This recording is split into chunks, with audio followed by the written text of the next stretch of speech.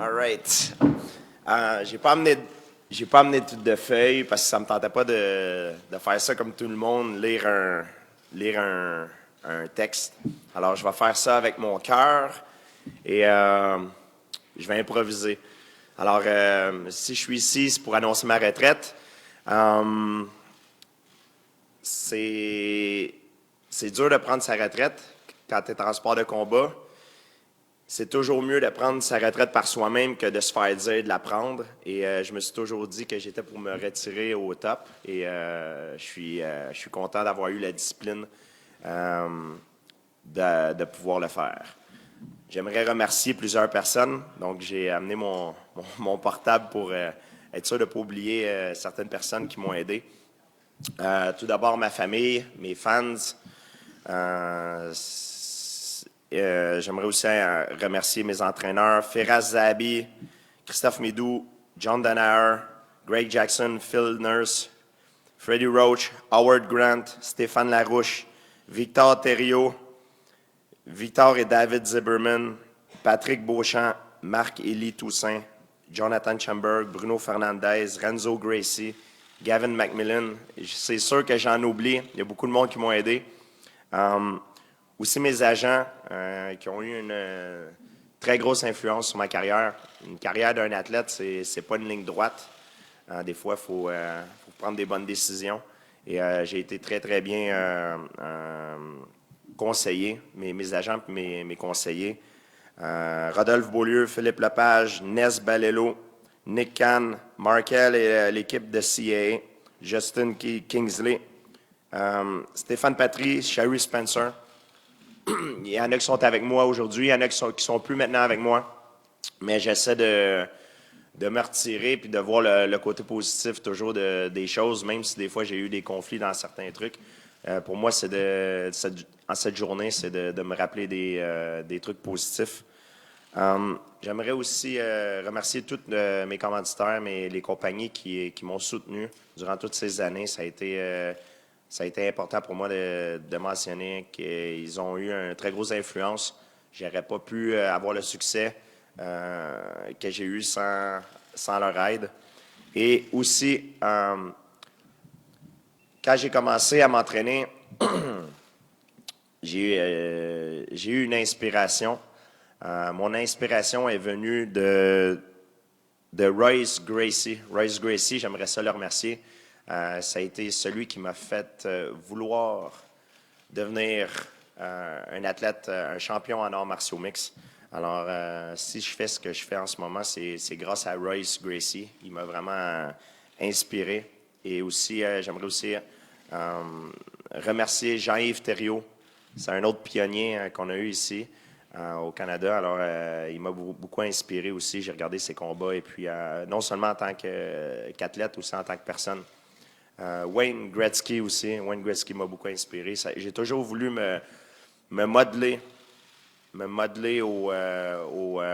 grand du monde du sport. Puis Wayne Gretzky, je crois que ça a été le plus grand athlète de tout sport confondu. Puis aussi un gentleman, quelqu'un qui est un exemple en tant qu'être humain. Et j'ai toujours essayé de vouloir être comme lui. I'm going to have to repeat this in English. So, sorry, I know it's the long part. I have to say thank you to everybody, but it's very important for me because all the people that I mentioned had a huge influence on my career. If it would not be for them, I would not be able to be where I am right now. So, yeah, today everybody knows, not a surprise, I announced my retirement. There's no tears. I'm very happy to do it. It takes a lot of discipline, though, to retire on top. It was a long process in my mind, but it's time to do it. Only a few people have done it, and I always said that I want to retire on my own and not be told to retire. So it takes disciplines, and in combat sport, in full contact sport, that's how you should retire. You should retire on top, and that it's very hard to do. And I'm happy I had the discipline and the wisdom to do it. I want to say thank you first to Lorenzo Frank Fertitta, Dana White, Joe Silva also, and all the UFC staff. These people, they all work very hard, and if it would not be for them, the sport would never exist. All this would never exist.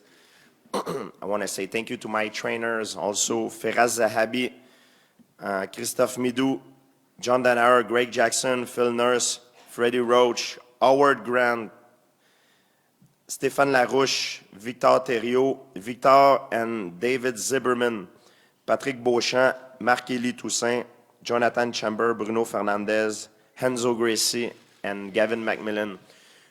All these guys, they've been training me. They're training me right now. Some have been training me in the past. Some I see more often than others. All my training gravitate around Montreal, New York, Los Angeles, and Albuquerque, New Mexico. So I have a lot of people. And thank you to all of them. Thank you to all the people that manage me. That my advisor and manager, Rodolphe Beaulieu, Philippe Lepage. These guys are more than advisor. Justin Kingsley also, they're friends to me. I can call them in the middle of the night and they will wake up and help me out. So they take me out of a situation that was very bad, and I'm very glad they're not only business people related, they're a friend to me. Thank you to Nes Balelo, Nick Can, Markel, and also all the CAA team. And also the people that helped me in the past, Stéphane Patry, Sherry Spencer. I had a lot of, the career of an athlete, it's not a straight line. Sometimes it's a curve up, you have an obstacle, up, down, and it's important right now and to this day that I remember the positive of everything. All right, so thank you to all of them.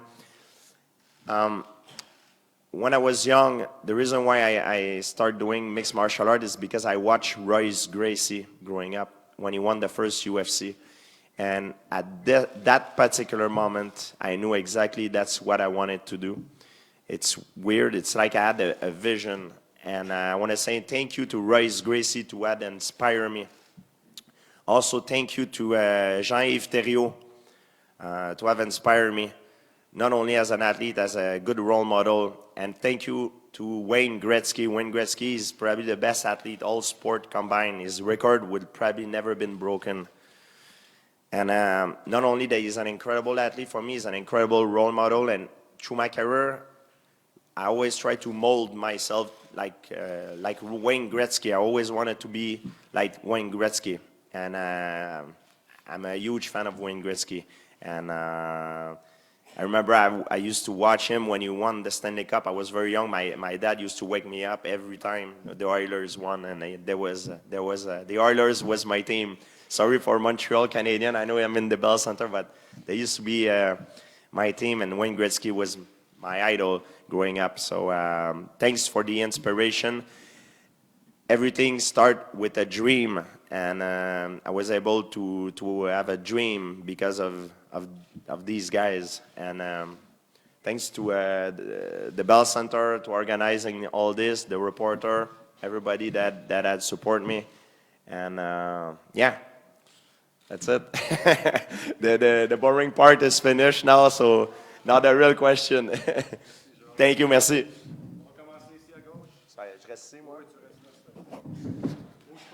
All right. Georges, félicitations.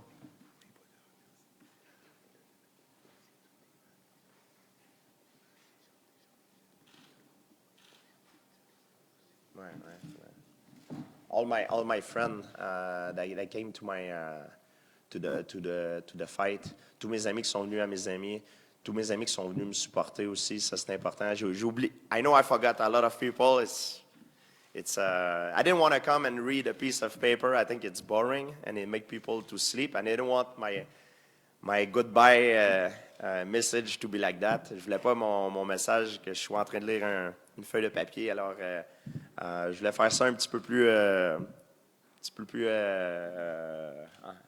divertissant. Yes, sir. Okay. Georges, félicitations. Je vais dire mon question en français et après en anglais, si tu peux reprendre en français et anglais. Yes, sir. OK, je vais pratiquer. Hier, on a entendu que tu as fait cette décision parce que tu ne peux pas avoir le match avec Khabib Nurmagomedov. Et quand tu as entendu cette nouvelle, tu as décidé que c'est le temps de retirer. Est-ce que ça c'est vrai? Yesterday, we found out that you tried to get a fight with Khabib Nurmagomedov, and once you found out that that fight could not materialize, you decided it was time to walk away. Is that accurate?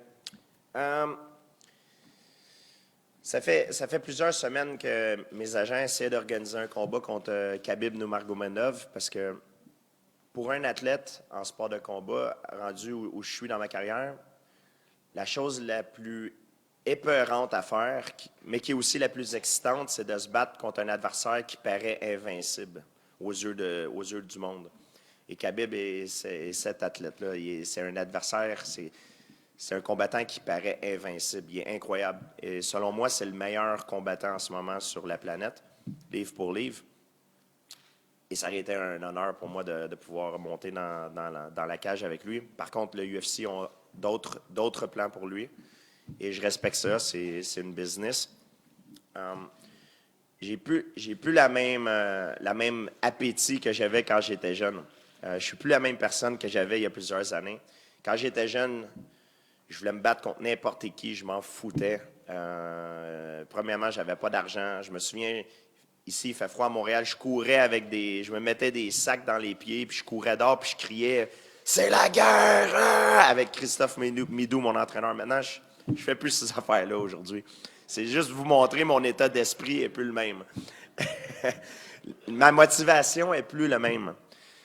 J'avais envie de me battre peut-être un combat à la fois, puis après chaque combat, de voir si ça me tente de continuer. Mais le UFC, c'est une business. Ils doivent avoir une garantie que l'adversaire qui vont faire la promotion doit continuer. Puis je comprends ça. Alors, j'en veux pas. Ça finit. C'est une bonne fin pour moi. Et Khabib, il est jeune. Et puis, je suis sûr qu'il va devenir un des plus grands, sinon peut-être le plus grand combattant s'il continue sur cette lancée. Donc, j'adore le voir combattre, puis je vais toujours être là pour... je suis un grand fan, en fait, et puis je lui souhaite juste le meilleur des chances. Yeah. So, yeah, the fight, my agent was talking to UFC. We tried to organize the fight with Khabib, but I know Khabib wanted and I wanted, but the UFC had other plan. And to the point where I am in my career, for me, it's more at this time taking one fight at the time instead of being there for several fights. And business, the way the business works in UFC, I believe it's if they promote someone, they want to keep him there. To have a guarantee that the guy is there, it's like an investment. And I don't have the same motivation as I used to be. I'm not the same person I used to be back in the day. I remember, just to show you my mental state of mind, it used to be winter and I was poor. I didn't have much money back in the day. I used to run in the snow, put like a plastic bag in my feet and run in the snow, do my sprint and scream "War!" Like Marvin Hagler used to do. Like, that was crazy. I don't do this stuff anymore. I don't want to. I used to want to go there and beat everybody. I don't care who and when. I wanted to destroy everybody to go on top. I don't have the same anger, the same hunger anymore. Even though physically I feel I'm on top of my game, the hunger is not the same. I would go and fight one fight at the time, but it's a little bit selfish of my part because the business is not like that. This business of mixed martial art, it's about what's next, not what was and what is happening now. It's about always what's next. That's how it makes money. So it just didn't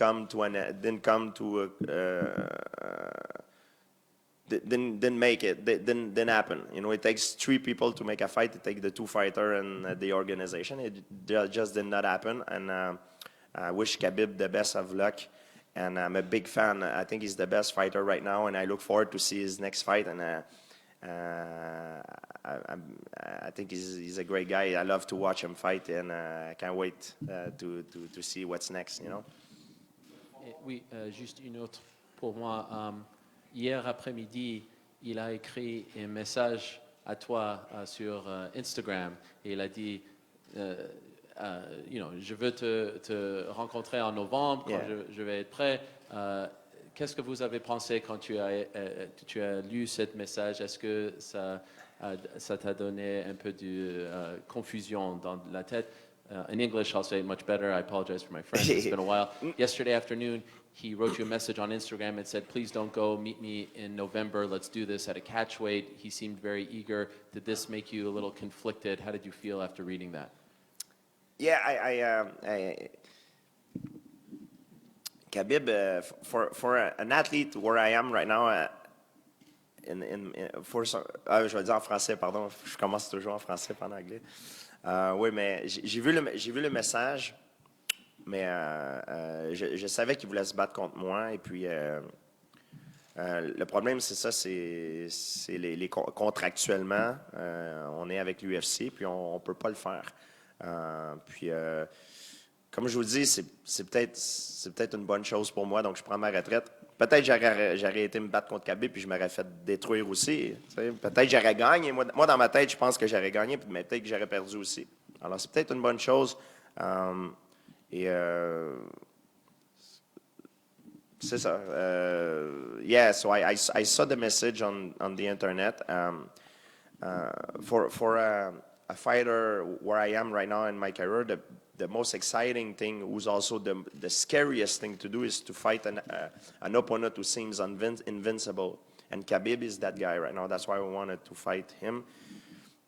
It was a fight that could elevate my legacy. But yeah, I knew he wanted to fight me, and this message excited me. But unfortunately, it takes two fighters and also the organization to make the fight happen. And the UFC have other plan for Khabib, and I wish him the best of luck. I remain a big fan, and I look forward to watch his next fight. I'm sure he's gonna do great, and yeah. Bonjour, Georges. Bonjour. Tu as fait beaucoup pour le sport, inutile de le dire. Il y a quelques mois à peine, tu disais encore que tu voulais monter dans l'octogone, tu voulais te battre encore. Est-ce que tu n'es pas un peu déçu de ne pas pouvoir monter une dernière fois et dire adieu, offrir un combat d'adieu à tes millions de fans à travers le monde?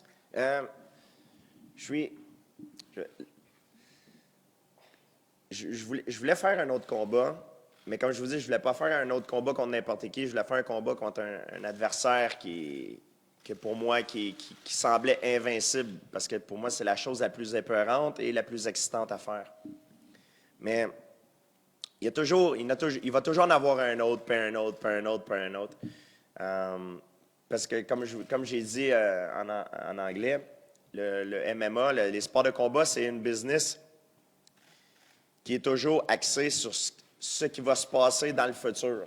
C'est pas axé sur ce qui s'est passé, mais ce qui se passe au moment présent. C'est toujours à propos du futur. Qu'est-ce qui est next? Qu'est-ce qui va se passer après? Donc, c'est sûr que si je fais un combat, ça va être...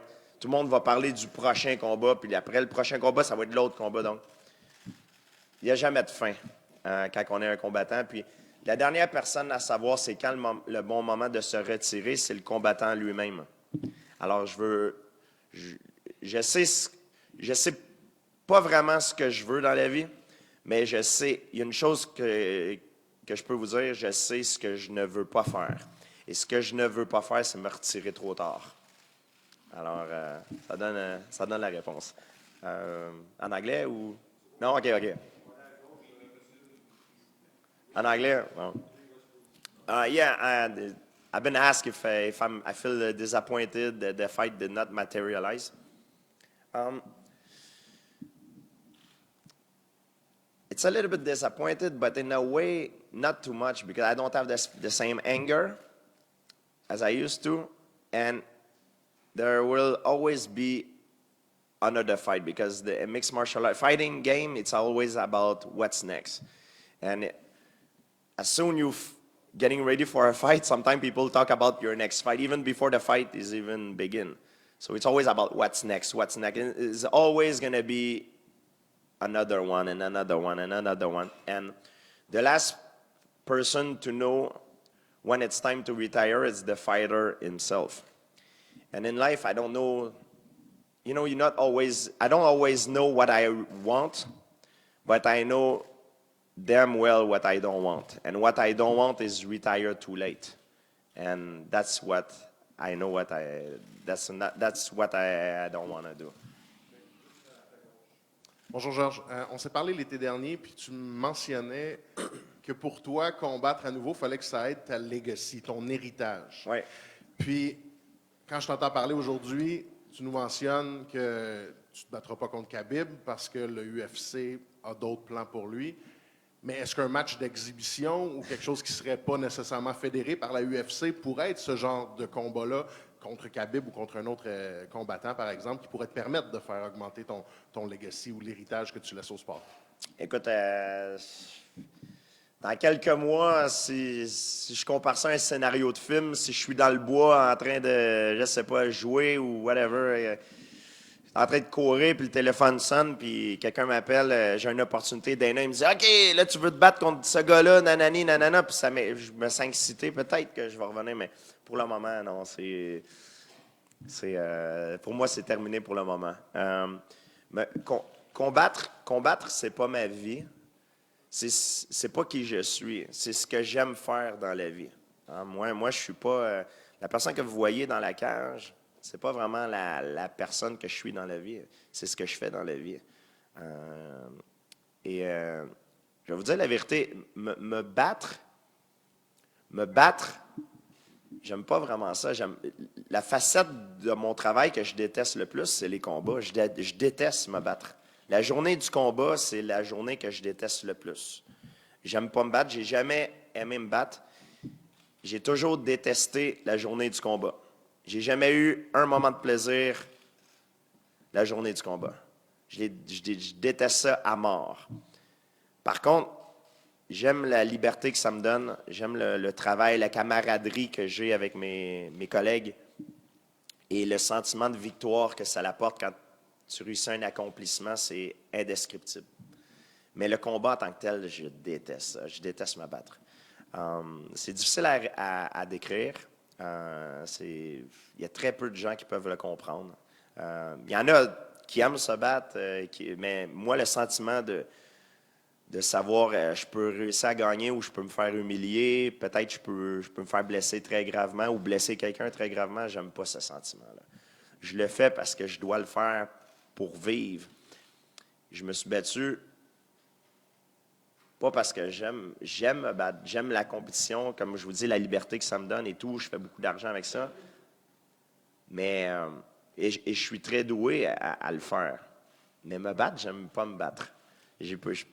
Et là, maintenant, je ne suis plus obligé de me battre. Je le ferais si ça serait un projet, quelque chose qui m'exciterait.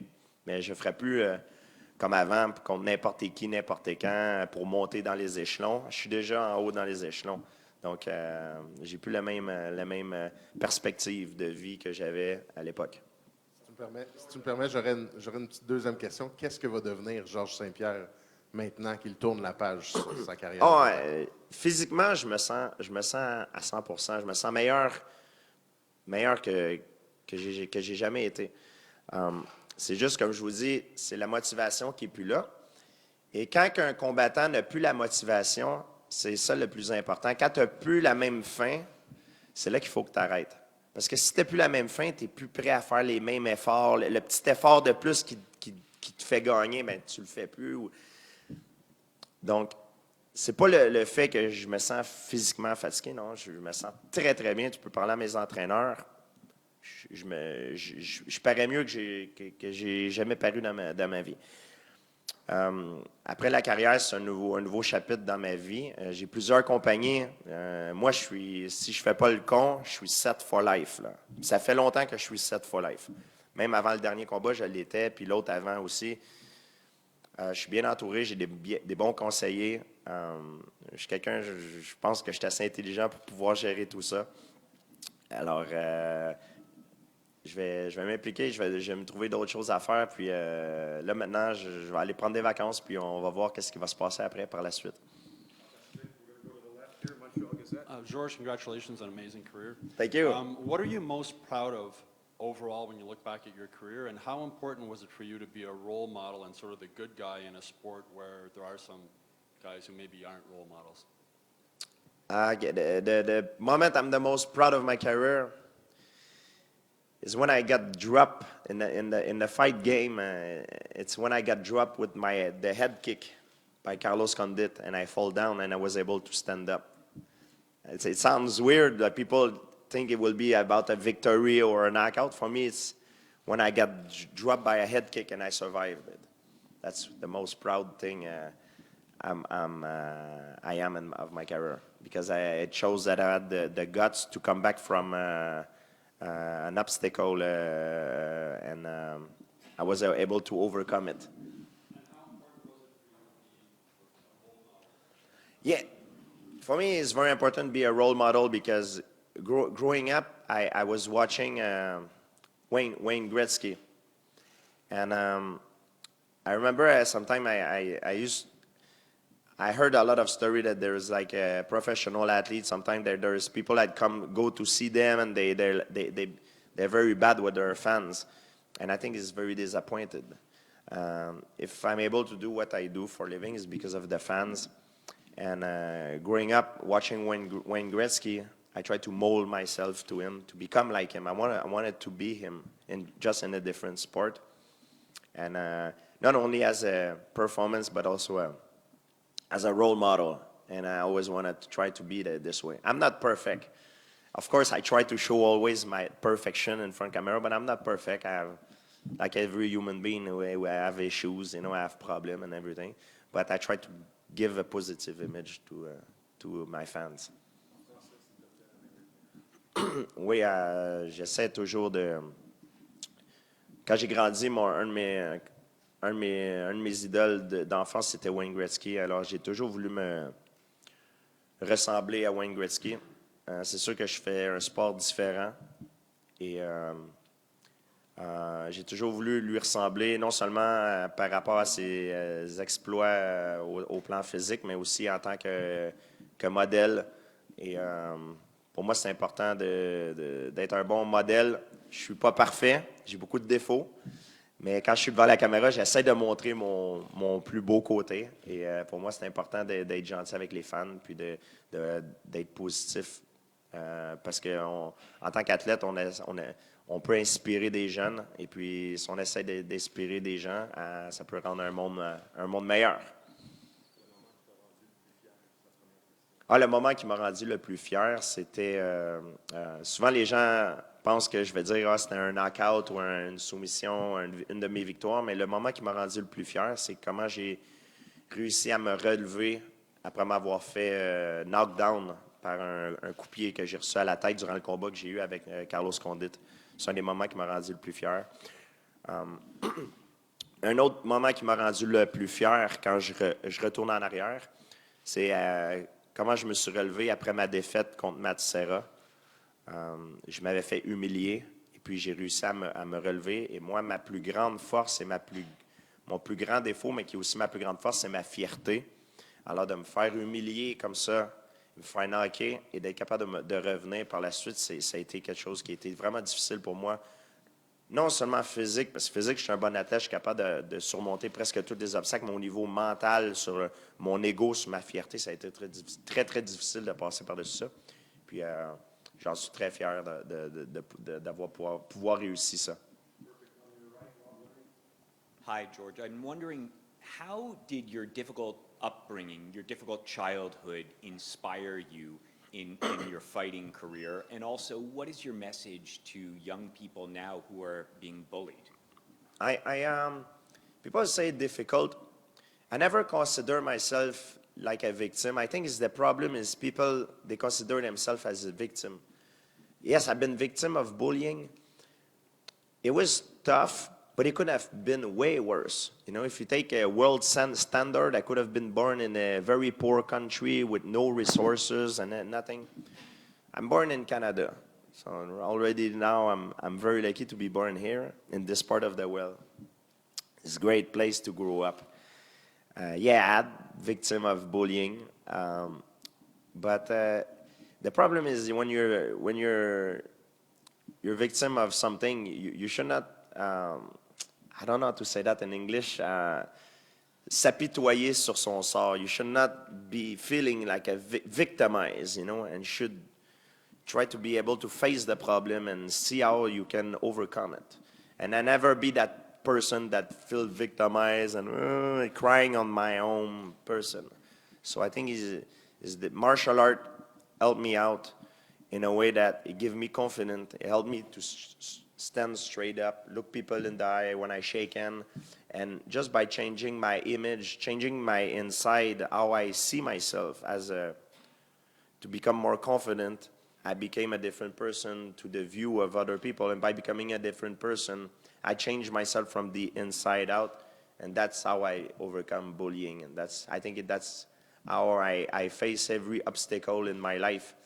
I don't see it as, oh my God, it's way too hard. I see it and I'm like, I see everything as a challenge and it gets me excited. And the more the challenge is big and seems undoable, like I don't know if I can say that, undoable, it seems impossible, the more I get excited. That's how I am. If you tell me, oh, you can't do something, I'm like, really? Because I'm going to prove you wrong and I'm going to try to do it. And that's how I drive. That's how I am as an athlete as well. That's why for me now is time to take the retire, because if I beat some guys, some people will say, oh yeah, he beat him, it's normal. But there's only a few guys that turn me on. And as a fighter, it's very important you stay motivated. If you lose motivation, is the dead end. Satisfaction for an athlete is dead, is the end of it. Should retire, is finish. Are you satisfied? You should be, no, I'm not satisfied. I want to do this. But now if you ask me right now, George, are you satisfied? I'm like, yeah, I'm pretty damn satisfied right now. There's only a few things, but I'm like, if I don't have the same hunger anymore. If you ask me the same question when I was young, I wanted to kill everybody in the sport. I was like, I want to beat everybody, anywhere, anytime. Like, I wanted to go up. I want to climb the ladder. I'm not the same anymore. Things change. It sucks to get old. But even though I'm not that old, but I've been doing it for a long time. I was 19 years old in professional, and I was 16. It was amateur. It was illegal at the time. Used to do open hand strike on the ground with amateur on the ground competition. That's how it was back then. And I've been doing this for a long time. And when you've been doing something for a long time, your perspective change. It's not a bad thing. It's just you need to be able to make the right decision. People, sometimes they hang out for too long. I talked to Dana White yesterday because I called everybody before this. I made the decision. I called the people that had a big impact on my career, and I called Dana White, and he said, congratulations. He said, nobody retired on time in this game, and you did. And he said, it's very good. I'm very happy for you. And we left on very good terms, and we remain friends, so it's a good thing. I'm just wondering, what is your message to your fans who might be being bullied nowadays? The message is, like I said, is don't victimize yourself. Look the problem in front and see what you can do. If you victimize yourself, you'll become more of a victim, you know? My way of overcome it, I learned martial art, and I gained confidence because I was growing up. I was not a confident kid, you know. I was looking down like this. Martial art taught me confidence. You know, people sometimes they link martial art into violence, into a lot of bad stuff, but martial art for me, it saved my life. It enabled me to channel all my aggressivity, because I had a lot of aggressivity when I grew up. And if it would not be for martial art, I don't know where I would have been. I would not have been able to channel all that energy or all that negativity that I had when I was young, and it saved me. Félicitations, Georges, pour ta belle carrière. Tu as parlé de ton plus beau moment dans le ring. Mais ton héritage est tout aussi colossal à l'extérieur du ring, la lutte contre le dopage, l'image de gentleman que tu as pu apporter au sport. J'aimerais ça que tu me parles de ce que tu es le plus fier dans tout ce que tu vas laisser à l'extérieur de l'octogone. Oui, en fait, c'est ça. Non seulement j'essaie d'être un bon modèle pour mes fans, pour les jeunes qui me regardent, mais aussi j'ai essayé d'aider le sport. J'ai fait de mon mieux pour essayer de rendre le sport plus propre. Il y a beaucoup de choses à faire, il y a beaucoup de problèmes encore, mais c'est mieux que c'était.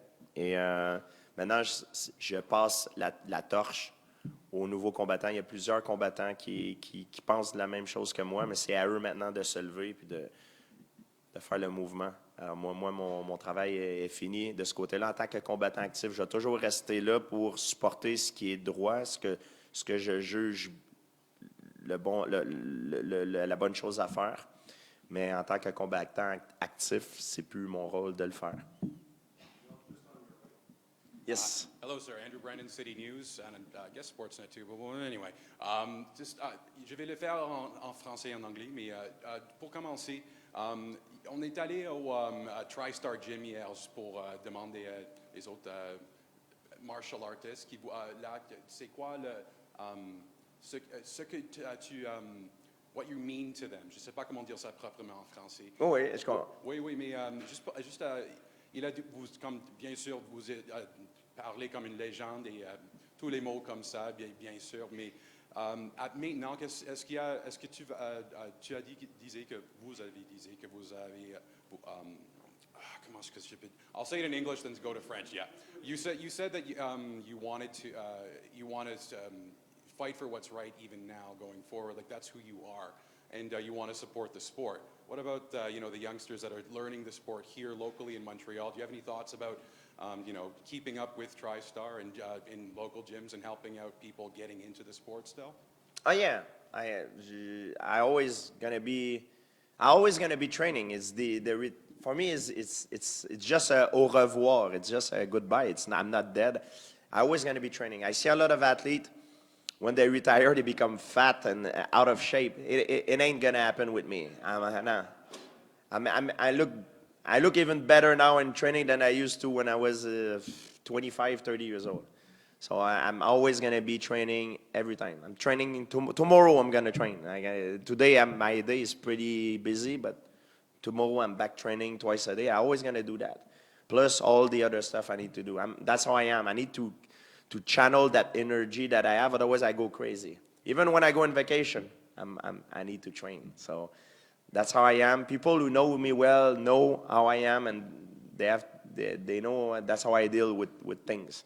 So I'm always going to be there to help the people in the gym, and I always be present. I'm not going anywhere. Same thing, my schedule doesn't change. Oui, même si je suis à la retraite, je vais toujours continuer à m'entraîner. On voit plusieurs athlètes, quand ils prennent leur retraite, ils deviennent gras et ils perdent la forme. Ça n'arrivera pas avec moi. Je vais rester en forme jusqu'à temps que je meure. Je l'espère, à moins que j'ai des problèmes de santé, mais je vais toujours rester en forme et je vais toujours être là pour aider les jeunes. Et mon horaire d'entraînement ne va pas changer. Je vais toujours rester dans les salles de sport. Et puis, c'est juste qu'en tant que compétiteur, je ne vais plus compétitionner. Mais je ne m'entraîne pas parce que j'ai une compétition, je m'entraîne parce que j'aime m'entraîner. C'est la vie d'un martial artist, c'est de s'entraîner, la vie d'un samouraï. Et c'est ce que j'aime. Et la raison pour laquelle je compétitionnais, c'était parce que j'avais besoin de compétitionner pour en vivre de ça. Mais maintenant, j'ai plus besoin de compétitionner pour en vivre. Je peux juste le faire sans compétitionner. Georges, j'aimerais que tu me parles un peu de ton état d'esprit par le passé. Tu avais déjà admis que tu avais été un peu tourmenté. Tu étais un perfectionniste là, dans l'âme. Tu as l'air serein aujourd'hui. Peux-tu un peu nous parler si tu as réussi à chasser les démons qui t'ont déjà habité, puis comment tu vois un peu le trou là, qu'une retraite, ça peut créer là, psychologiquement? Je pense qu'une retraite, ça peut créer un vide, mais ça dépend de la façon que tu le prends. Moi, je savais pas comment j'étais pour réagir. Il y en a qui prennent leur retraite, ils partent à pleurer et tout, mais moi, non. Pour moi, c'est une journée je suis très, très heureux d'être ici et d'annoncer ça. Je trouve que c'est la bonne décision. Puis la plupart de mes amis proches, ça fait des années, des années qui me le disent. Ils disent, qu'est-ce que tu as approuvé? Pourquoi tu ne te retires pas? Ça fait des années. Ma famille me le dit, ça fait des années. Surtout mon père. Mon père dit, c'est quand tu prends ta retraite, qu'est-ce que tu vas faire encore? Mon père, ça le stressait beaucoup. Là, puis aujourd'hui que je prends ma retraite, je sais qu'il me regarde à la télé sûrement, puis il est très, très heureux. Puis ça va y enlever beaucoup de stress dans sa vie. Il y a beaucoup de gens qui m'aiment beaucoup, qui sont très stressés parce que qu'est-ce que je fais, c'est pas comme jouer au golf. À chaque fois que, non seulement quand je combats, mais aussi à l'entraînement, on risque notre vie. Les gens ils disent ouais, mais tu risques ta vie, puis tu peux mourir. Peut-être c'est difficile des fois de mourir sur le coup d'un combat, mais tu peux en mourir par rapport au dommages que ça peut te créer et créer des problèmes pour le futur. Donc, c'est un sport qui est spécial. C'est un sport qui est violent. C'est un sport différent des autres. C'est un sport de combat, c'est un sport de full contact. C'est pas un jeu. Tu peux jouer au hockey, jouer au baseball, jouer au football, jouer au golf, mais tu ne joues pas à te battre. C'est pour ça que c'est important en tant qu'athlète. Puis je le dis à tous les jeunes athlètes, non seulement du UFC, mais de tout le monde qui me regarde dans le sport du MMA, prenez votre retraite au top. C'est la meilleure façon de faire, puis c'est la seule façon de le faire qui devrait être acceptée. Attendez pas qu'on vous dise de prendre votre retraite. Prenez votre retraite quand vous êtes au top. Yeah. So that's why I'm saying I've been asked if it's going to create some feeling of loneliness or something. I said no. A lot of fighters, they come here, they start crying and everything. Fighting, it's what I love to do in my life, but this is not my life. My life is who I am with my friend, with my family outside of this. So it's just a little part of what I do that goes away. It's okay, I'm going to fill it up with other things. And for me today is a very happy day. Most of the people that love me, they wanted me to quit a long time ago. They're like, George, you're crazy. What else you have to prove? Why are you doing this? Especially my dad. My dad had been bugging me for years to take my retirement. Even before I came back, before my 4 years, he said, what left you need? You have all the money. What's left? I did it because I felt like I wanted to do more and more. But I know now he's watching me and he's very happy. And it's going to take away a lot of stress on him because what we do, it's a sport, but it's not a game. You play football, you play baseball, you play hockey, you play golf. You don't play fighting. And especially in full contact sport like fighting, MMA, boxing, athletes should not be told to retire. They should take their retirement when they're on top. That's the way to do it, and it should be the only way to do it. So if a lot of young guys in MMA hear what I'm saying right now, don't wait someone tell you to retire. Retire on your own when you're on top. That's the only way to do it, and that's how it should be done for your own sake, for your health. We'll do a couple more questions here, and then we're going to do a scrum in French and a scrum in English. We're going to start right here for now. Hey, George. Congratulations on the great career. Khabib said he wanted to fight in November. You're saying you're retiring today. If Dana calls you tomorrow and says, well, change the plans, what do you say? All right, I'm coming back. No. Listen, I don't know where I will be in a few weeks, in a few months. I know I'm going on vacation now. I'm going out of the grid. So don't even try to reach out to me. I will disappear. And I don't tell you where I'm going, but I'm going out. I'm going somewhere exotic and warm to relax. And I don't know. In a few months, I don't know. It's like a business offer. When you make a business offer, it's now. You take the business offer, yes or no. You don't take it, okay, you can't say in a few months, hey, your business offer, finally I want to accept it. No, it was now. You take or you refuse. That's how you do business. In MMA, that's how that's a business game too. You know, it became for me a business game. First, I started doing it because I love it.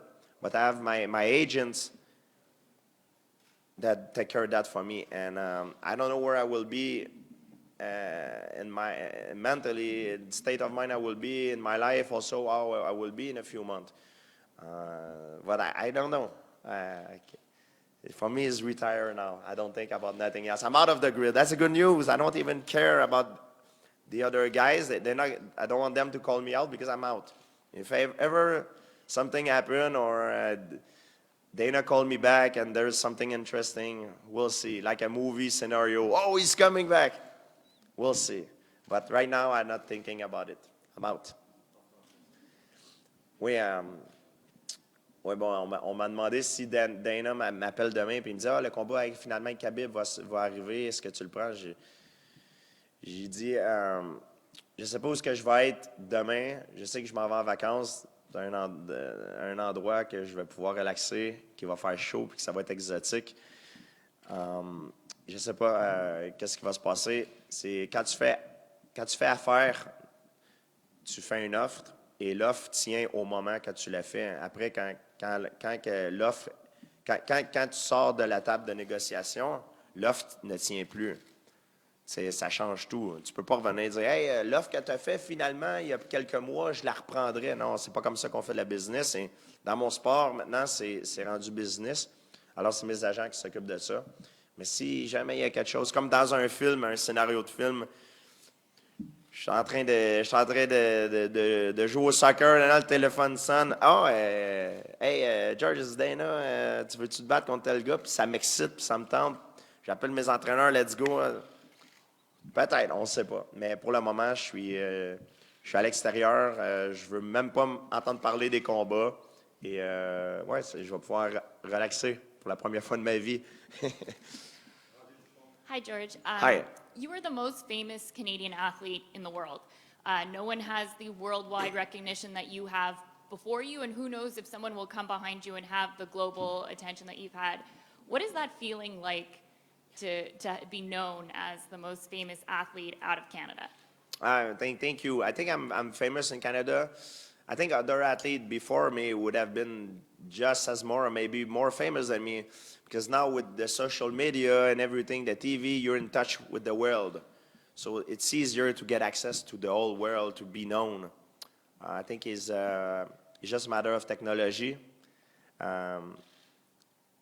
Yeah, but I appreciate. It's very nice, nice comment to me, and thanks for the compliment. George, back here. Oh oui, pardon, excusez, Yeah. la lumière, je vois pas tout le monde dans le fond, je vois des ombrages, oui.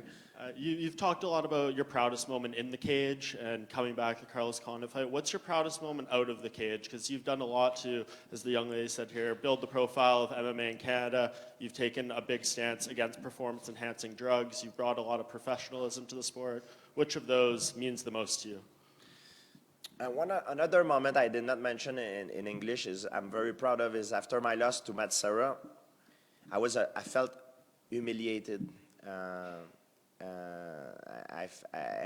One thing that made me, one of my good thing about me and one of my worst thing is my pride. My pride is what helped me stand up. And when I train, because I'm so proud, I'm training in the fear that my opponent trained harder than me. And it's so important for me, my pride. So when I lose to Sarah and I get humiliated, it takes a huge hit on my ego, on my pride. And one thing I'm the most proud of it is how I overcome that. It's not that much physically for me. It's more a psychological thing. And I was able to step on my ego and say, yeah, you know, I'm human. Never happened to me before to lose like this. I'm human. I can make mistakes. And I'm going to go back on my feet and avenge this loss. And just a psychological transformation I needed to do. Just to walk in public after that, I was humiliated and everything. For me, it was very hard. I know it sounds crazy for normal people, but now I'm trying to explain the mind of a fighter, how I work. It's not to normal people. Maybe it seems strange, but for a fighter, you need to be a little bit cuckoo sometimes to be successful. So for me, it was a tough thing to do. To come back about a loss like this, being humiliated in public, and losing like this, then coming back, for me, it was a very hard thing, and I'm happy that I did it. Some of those things just outside of the cage that I mentioned, do any of those? Oh, okay. Yeah, it's I try to things I I'm the most proud of are not necessarily the things that are public to the audience. Things I'm proud of is sometimes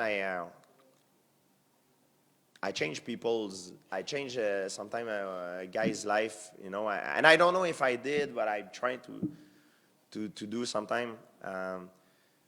Sometimes I'm in a gym and there's a kid, you see, he's very shy, and I see him hitting sparring, doing something, and I know he knows me, but I go see him and I go, hey, I see you doing this, try to do it like this, and I show him how to do certain. I see his eyes like this, and oh my God, little thing like this. Sometimes I'm happy to do because it gives me to do that and see how they react to me. It gives me more motivation to do well for what I do in my life, you know.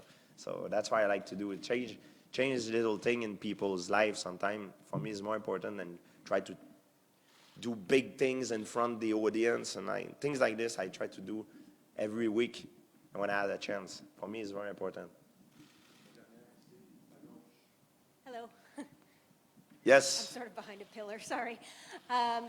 You did mention the dangers of the sport and the risk of injury. I was wondering if the risk of these long-term injuries, if that's something that you've worried about, if you've thought about, and if it played, and what part it played in your decision to retire now. Absolutely. It's a good question. I have not answered this. You know, my last fight with Michael Bisping, I've been diagnosed for ulcer colitis.